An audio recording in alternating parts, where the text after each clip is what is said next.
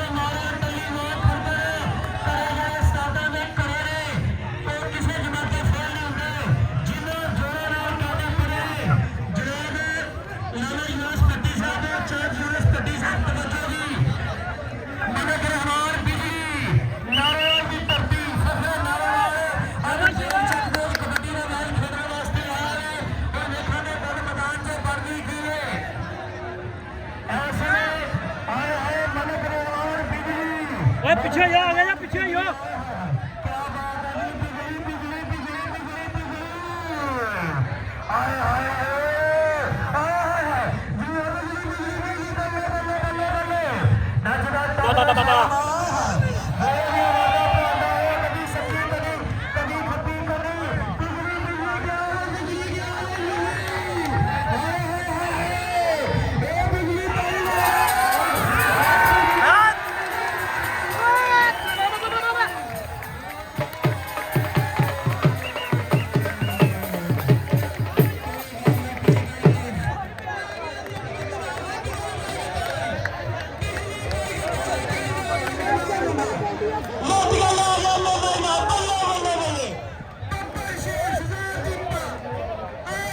साढ़े चेचे बड़े ने जनाब चौधरी जमील अशरफ बरियाल साहब, साढ़े स्टेज की रौनक पे ज़ीनत हाजी अमजद अवान साहब, नंबरदार जान का चीता और चौथे स्वाद मानदे सालों के भेड़ वाली मेरी तवज्जो जो इधर पासे ज़्यादा चीतों की टंगी हुई कबड्डी।